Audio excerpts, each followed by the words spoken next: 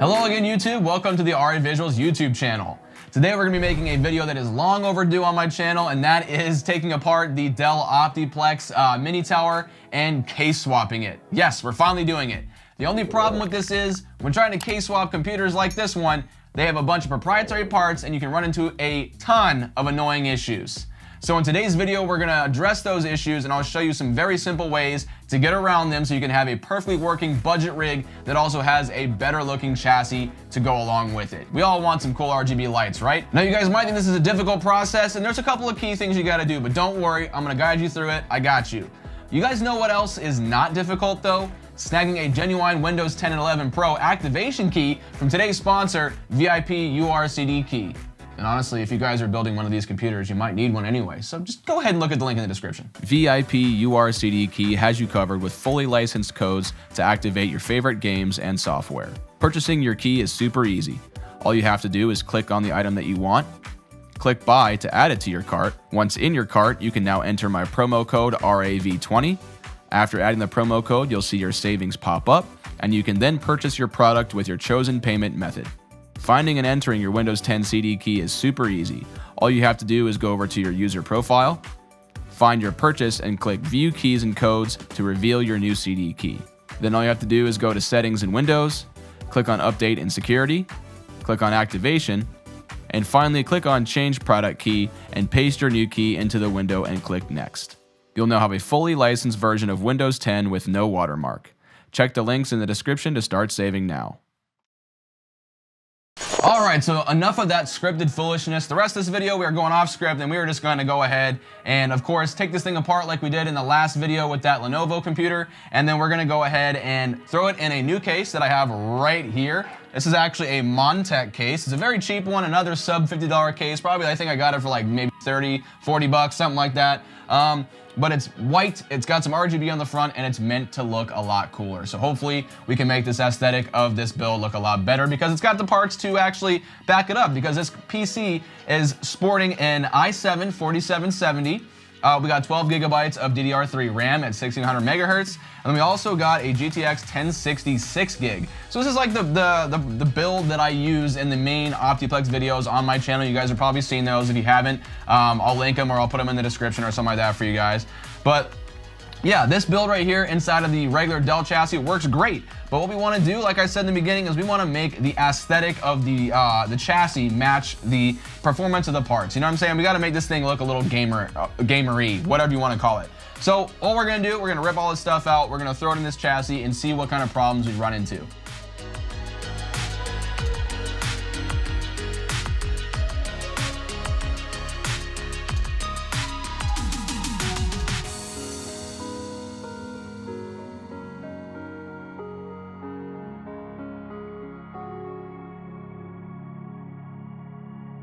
Alright guys, everything is out of the Optiplex case, and now we have our new case right here, which again is a Montech. It's actually called the Flyer, and it's a micro ATX case. So the Dell Optiplex motherboard that comes with it, it is a micro ATX motherboard, so the standoffs in this case that were pre-installed should work just fine. So we're going to go ahead and take it from here, and we're going to install the motherboard and the I/O shield as well. Alright, first thing as always, let's install that I/O shield. Now this thing came out super easily from the other case. I just kind of had to just, you know, like kind of hit it and it came out, and it's a standard I/O shield, so it should just pop in hopefully. Nothing, shouldn't be anything finicky like the last install we had to do where we had to actually kind of like bend some stuff.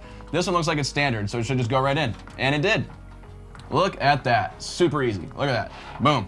Once again, retaining the stock I/O shield. Love that. All right, now let's grab the motherboard and install that, and it should just go right in with the I/O shield since we have the correct I/O shield that went with it, and it looks like everything lines up. Yep, looks like everything's good. All the ports are on there, and yeah, I did leave the case speaker that came off of the Optiplex. This thing was hard to get out, so I kind of just left it. We may do something with this, I don't know. But for now, I'm just gonna leave it. And real quick, I'm just gonna go ahead and zip some screws in this, and then we'll continue. Okay, now that we have the motherboard in, we're gonna go ahead and start talking about one of the first adapters you might need when doing this case swap, and that is in the case of the power supply. So, in my last videos with the Dell Optiplex, I actually replaced the power supply that came with this 3020 that the Dell Optiplex 3020 that I've been cannibalizing for a while. with a upgraded power supply that came out of a precision workstation. Now it uses the exact same 8-pin connector that this motherboard does, and it is a plug and play like solution right there, and it actually had a 6-pin PCIe connector as well to allow me to use my graphics card. But I'm not gonna use it in this one just because I wanna show you guys how to actually adapt a new power supply if you want to. So for our purposes, we got a 550 watt power supply right here from Cooler Master, just a very general 80 plus bronze power supply.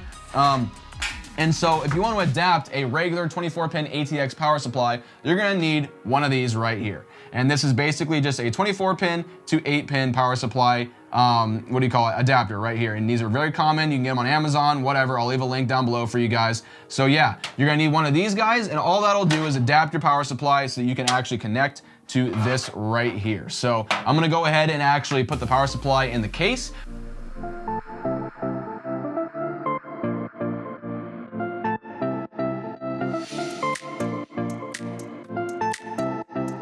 All right, power supply is in, and this is where we're gonna go ahead and take our adapter that I just told you guys about. And all you're gonna do, I'm gonna show you guys in this camera right here, all you're gonna do is go ahead and throw these two together right there. And then from there, we can go ahead and connect this 8-pin right here to our motherboard. So let's go ahead and do that. All right, and I've routed it through the back of the case right here, and I'm just gonna do this for you guys so you guys can see it. And all you gotta do, connect that up right there.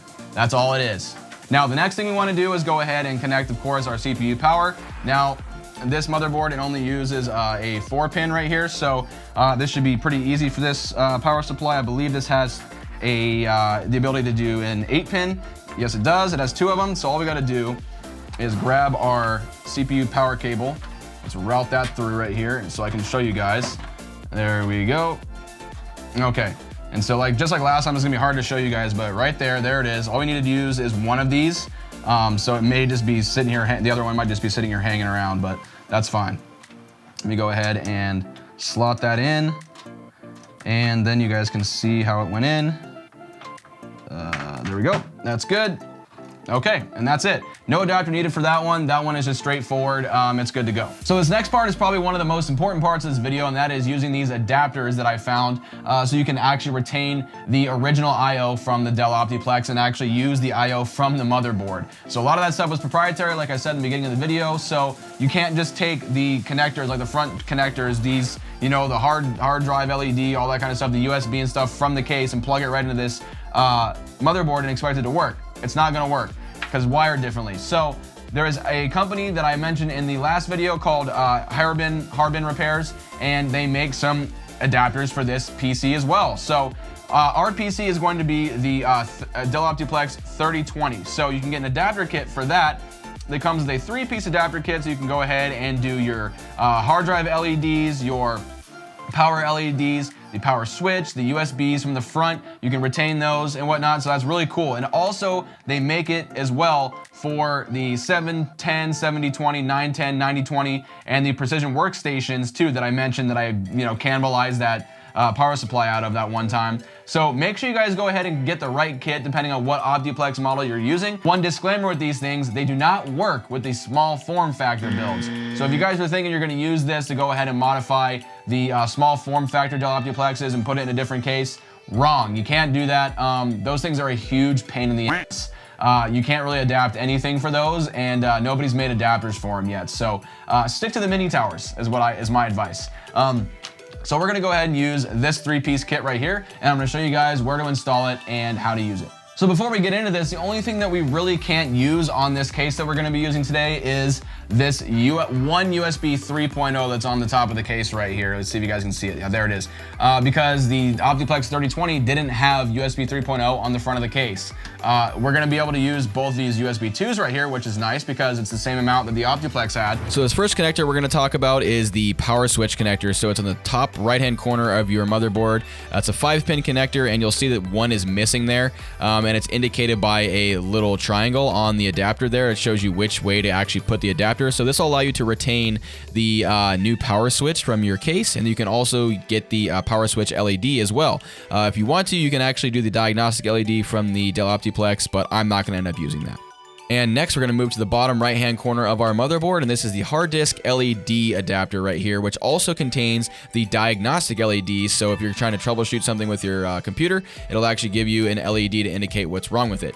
So in the case of my Dell Optiplex 3020 that I got right here, I actually have to put this in the like upside down orientation or backwards orientation. And you can see I just pointed at a pin that's missing there. So you got to line that up with the little spot on the adapter. You can see that there is a little like white like outline, and it shows you exactly where to plug this thing in. So you just got to look at what motherboard you have, and if you have the one that I have, you got to put it in this upside down orientation, which is kind of weird, but it fits in there just fine. And next, we're going to go ahead and tackle how to get those front USBs working. So we're going to use the green connector that is there on the bottom of the motherboard. So there actually is 2 spots to connect USBs, it looks like, on this motherboard, but they're manual indicated to use the green one, and you can see that the missing pin right here on their connector is the same as a regular USB connector. So you just go ahead and connect that up just like you would normally, and then you go ahead and put this connector in that same orientation into that green connector on the bottom of the motherboard. Now this fits very, very tightly, and it's almost right up against the power supply shroud that you can see that I have right here. At first glance, it might look like that it doesn't work, but trust me, it does. It's just very, very snug. And in the case of the Dell Optiplex, we can actually use front panel audio this time. So on the bottom left-hand corner of the motherboard, we have a standard HD audio connector. So you just take the audio connector that came with your new case, and you just go ahead and connect it up right up to the motherboard, and it works perfectly. All right, so at this point, all we have left to do is go ahead and install our GTX 1060 6GB right here and power it up and see if it works. So let's go ahead and get this big boy in there. All right, I know the cable management on this is not gonna look good at all right now, and I'll fix it. I just need to see if this works. This is a micro ATX case, so I may end up having to put it like this. It doesn't look good at all, but that's fine. I just want to see if this thing works. Day 2. All right, guys, so we were at that point where I can actually turn this thing on and see if we run into any error messages. So let's go ahead and try that really quick. Flip the power on, and because it's an Optiplex, it should cycle real quick. So this fan does work right here, the back fan with the header. That's cool. And let's go ahead and see if our power button from our cool adapter, let's see if it works. And it does. Okay, that's awesome. I got my monitor right here, so let me see if we run into any error messages. Let me see real quick. Error message screen. No, it says keyboard not found. That's it. And we're booting right into Windows. All right, so I shut the PC down real quick because I wanted you guys to be able to see the screen so I can prove to you that nothing is going on. I just wanted to go ahead and turn it on one more time.